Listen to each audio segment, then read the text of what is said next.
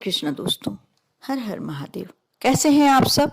स्वस्थ और सुरक्षित होंगे, सुखी और समृद्धशाली होंगे। दोस्तों, संतान और परिवार की सुरक्षा के लिए रखा जाने वाला संकट चोट व्रत इस साल 21 जनवरी दिन शुक्रवार के दिन पड़ रहा है। इस दिन व्रत रखने और गणेश जी की पूजन करने की परंपरा होती है। कहा जाता है कि संकट चोट का व्रत करने से संतान सुरक्षित रहती है। संकट चोट को संकटा चौथ, माही चौथ, तिल चौथ और तिलकुटा चौथ के नाम से भी जाना जाता है। संकट चौथ के दिन आप कुछ आसान उपाय करके गणेश जी को प्रसन्न कर सकते हैं, जिससे आपकी मनोकामनाएं तो पूरी होंगी ही, कार्यों में सफलता भी मिलेगी, सुख समृद्धि भी होगी, सारे ऐश्वर्य की प्राप्ति। क्योंकि कहा जाता है गणपति जी की दोनों पत्नियां रिद्धि सिद्धि, जिनके घर में स्वयं गणेश जी के साथ विराजमान होती हैं, उस घर में ना लक्ष्मी की कमी होती है, धन्य धान्य से पूरित होता है वो घर ऐश्वर्य से। साथ ही जिसके घर में रिद्धि सिद्धि स्वयं है, तो वह आप जान सकते हैं कि कोई भी संकट उस घर में आ ही नहीं सकता। आप इस चौथ को क्या कर सकते हैं, इस वीडियो को शुरू से अंत तक देखें और अच्छा लगे तो लाइक करें। साथ में कमेंट्स में ओम गण गणपताय नमः लिखना ना भूलें। आप यदि मेरे चैनल पर नए हैं, पहली बार मेरी आवाज़ सुन रहे हैं, तो सब्सक्राइब करना ना भूलें, क्योंकि इस चैनल के माध्यम से ही आपको बहुत सारी धार्मिक जानकारी दी जाती है। ऐसे कौन से छोटे छोटे से उपाय करके आप अपने जीवन को सुगम बना सकते हैं, सरल बना सकते हैं, वह जानकारी आपको इसी चैनल से प्राप्त होती है। दोस्तों, यदि आपको लगता है आपका कोई रिश्तेदार या आपका कोई फ्रेंड परेशानी में है, तो उसके साथ आपको अवश्य शेयर करना चाहिए, क्योंकि अच्छी बातें हमेशा शेयर करके ही कार्य करना चाहिए। दोस्तों, आप सभी जानते होंगे कि जो तिलकुटा चौथ होती है, उस दिन आप गणेश जी की पूजन करते हैं, व्रत रखते हैं, कथा सुनते हैं। साथ ही उस दिन गणेश जी को तिलकुट, तिलकुट का मतलब होता है एक गुड़ और तिल से बनाया हुआ व्यंजन, वह समर्पित करते हैं। उसके मोदक समर्पित करते हैं, उसके लड्डू समर्पित करते हैं। जो भक्त ऐसा करते हैं वह हमेशा कष्टों से बचे रहते हैं। समस्याएं आती अवश्य हैं, जीवन में समस्याएं नहीं हो तो जीवन होता ही नहीं है, लेकिन आसानी से आप उस समस्याओं से निकल पाते हैं। घर में यदि सकारात्मकता आपको चाहिए, तो आप संकट चौथ के दिन पूजा घर में तांबे के लोटे में गंगा जल भर कर रख दें। साथ में एक सुपारी रखें और दूसरे दिन इस गंगा जल को आप या तो भोलेनाथ के मंदिर में चढ़ा सकते हैं या किसी भी वृक्ष के नीचे। ज़्यादा अच्छा होता है यदि आप पीपल के वृक्ष के नीचे इसे चढ़ा दें। और ये जो सुपारी रखी है आपने, ये आप अपनी जहाँ आप धन संपत्ति रखते हैं, तिजोरी में, अलमारी में, जहाँ भी रखते हैं वहाँ रख लें। आप देखना भगवान गणेश की आपके ऊपर कैसे कृपा प्राप्त होती है। माँ लक्ष्मी बिना गणेश के पूजन, आपको भी मालूम होगा कि दीपावली के दिन लक्ष्मी जी बिना गणेश के पूजन नहीं करवाती हैं। जहाँ गणेश जी विद्यमान होते हैं, जहाँ गणेश जी की कृपा होती है, माँ लक्ष्मी की कृपा तो अवश्य होती ही होती है।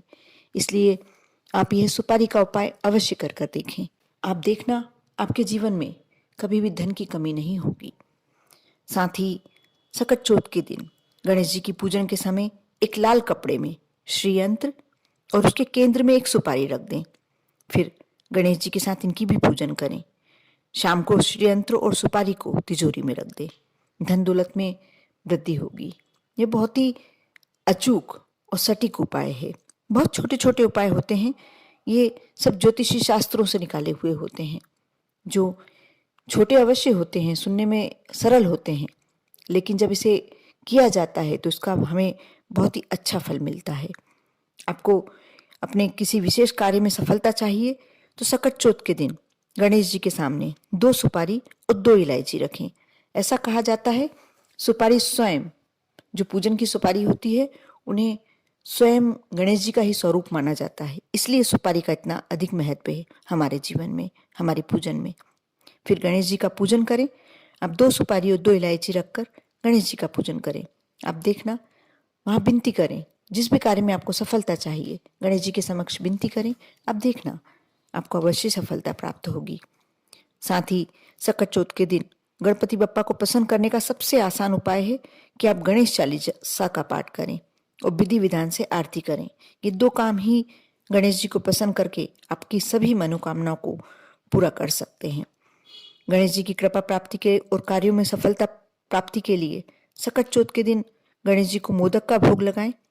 तिल और गुड़ का होना आवश्यक है, इसीलिए इसे तिलकुट्टा चौथ कहा जाता है, क्योंकि भगवान को भोग, श्री गणेश को भोग ही तिल और गुड़ का लगता है।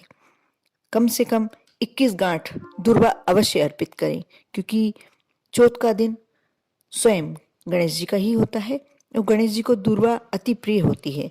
यदि आप 21 गांठ दूर्वा अर्पित करते हैं तो गणेश जी अति प्रसन्न होते हैं, आपकी सारी मनोकामनाएं, सारे जो भी आपकी इच्छाएं हैं पूरी करते हैं, आपको धन्य धान से पूरित कर देते हैं, सारे ऐश्वर्यों का आपको प्रदान करते हैं।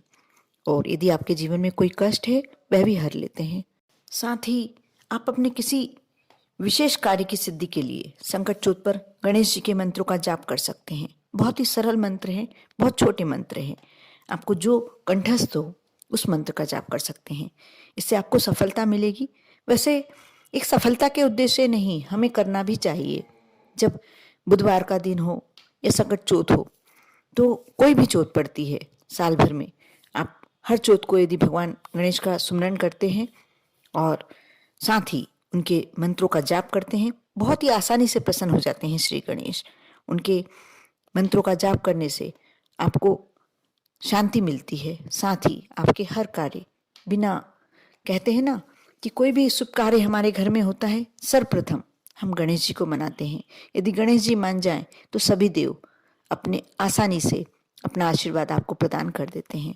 इसलिए आप कोई भी कार्य करने जाते हैं उससे सबसे पहले आप श्री गणेश को मनाएं, उनके मंत्रों का जाप करें, उन्हें याद करें। आप देखना आपके हर कार्य सुगमता से पूरे होते चले जाएंगे। ऐसा कहा जाता है कि दाई सूंड वाले जो गणपति जी होते हैं हठी होते हैं। इनकी पूजन में सभी विधियों का सही तरीके से पालन करना बहुत जरूरी होता है। ये कठिनाई से प्रसन्न होते हैं, लेकिन यदि सकट चौथ पर आप दाई सूंड वाले गणपति जी की पूजन करते हैं तो वह आपके सभी मनोकामनाओं को पूरा करते हैं, आपके जीवन के सभी कष्टों को हर लेते हैं। ऐसा इसलिए होता है क्योंकि हम विधि विधान से पूजन करते ही हैं। कोई भी चौथ होती है, जिस चौथ पे आप व्रत रखते हैं उस पे आप विधि विधान से पूजन करते हैं, उन्हें उनकी पसंद की मोदक, लड्डू, तिलकुट भोग लगाते हैं, दूबा समर्पित करते हैं, सुपारी उनके समक्ष पूजन में रखते हैं, तो गणपति जी अवश्य अवश्य प्रसन्न होते हैं।